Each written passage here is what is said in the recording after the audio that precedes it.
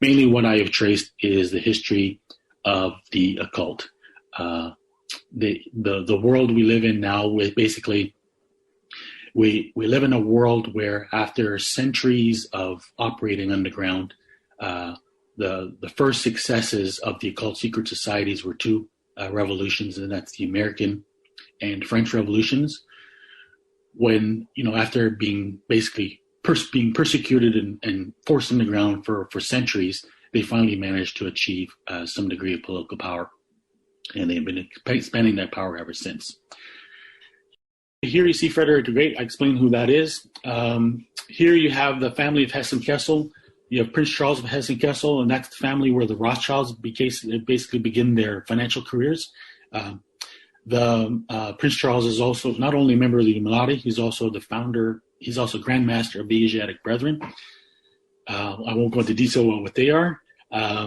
Then basically he marries into the Danish family, and his great-grandson is Christian IV of Denmark, who's known as grandfather of Europe. And it's that family that Queen Elizabeth comes from through intermarriage with the descendants of George III. Whoops. And here you have, this is the family of the Dukes of Orleans. They are basically the founders of Scottish Rite Freemasonry, and their descendant is Philippe Égalité, who is the Illuminati and one of the leaders of the French Revolution.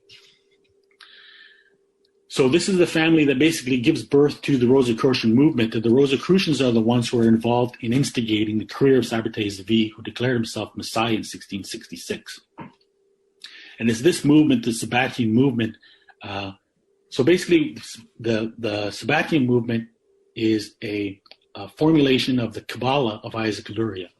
And what's important about Isaac Luria is that what was new in his version of Kabbalah is that he prescribed that the end times is not something that you wait for; it's something that you have to actively create.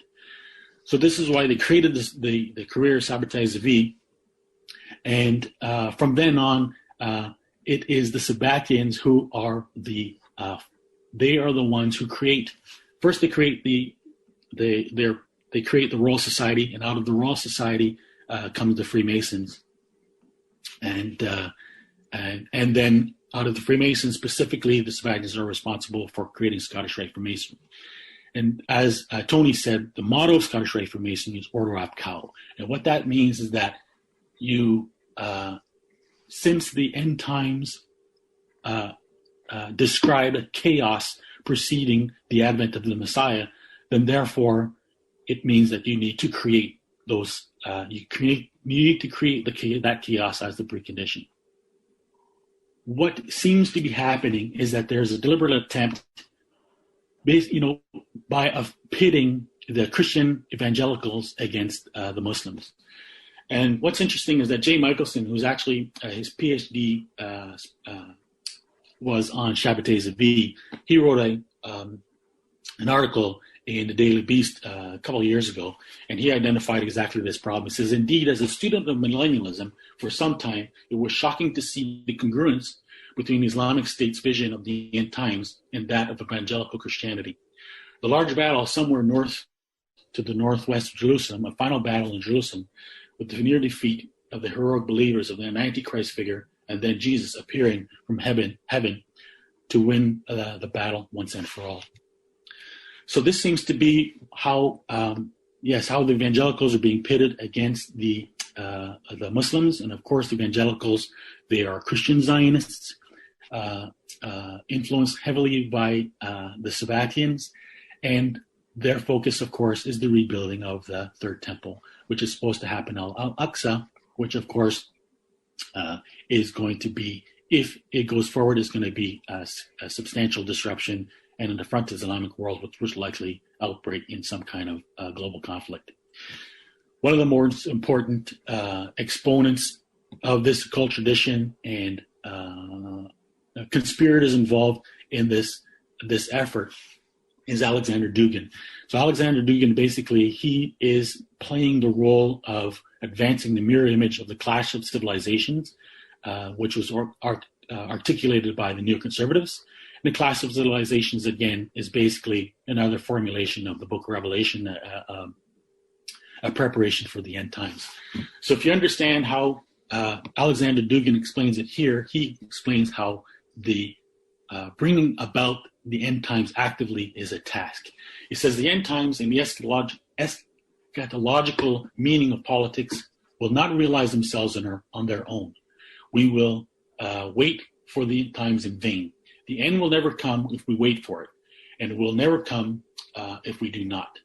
This is essential because history, time, and reality have special strategies to avoid Judgment Day, or rather, they have a special strategy for a revelatory maneuver that will create the impression that everyone has come to a realization and an understanding.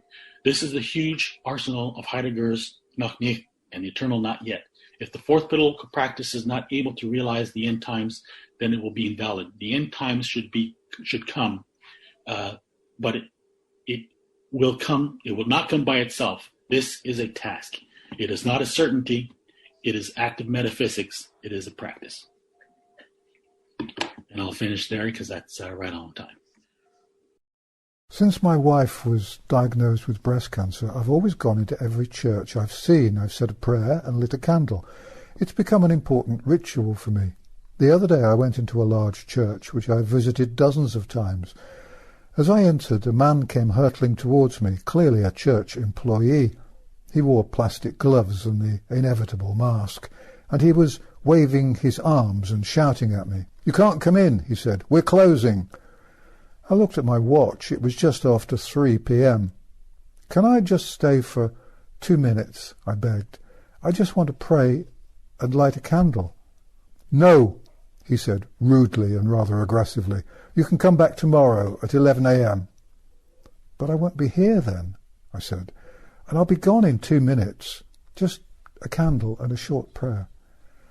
I realized with some slight embarrassment that tears were pouring down my cheeks. "No," he said, with all the compassion of a government minister or a vaccine salesman. "You have to leave." So I left, and I'll never go into a church again. I'll be what I've been all my life, an irreligious Christian. You don't have to go to church to be or behave like a Christian. Our religious leaders have betrayed us this year, and the disdain and contempt they have for us has clearly spread downwards. In my view, the Archbishop of Canterbury is a disgrace, a shell of a man, and I shall, in future, find my spiritual comfort elsewhere. It's not coincidental, of course. I'm not mad or paranoid, but I know enough to know that everything that's happening to us was planned meticulously. The world hasn't gone mad, and the politicians aren't behaving badly or stupidly. Everything that's happened since February 2020 has been deliberate. It's all been planned. I believe Ferguson was chosen to make the predictions because his past record at predicting is appalling. In my view, he's 1% scientist and 99% buffoon.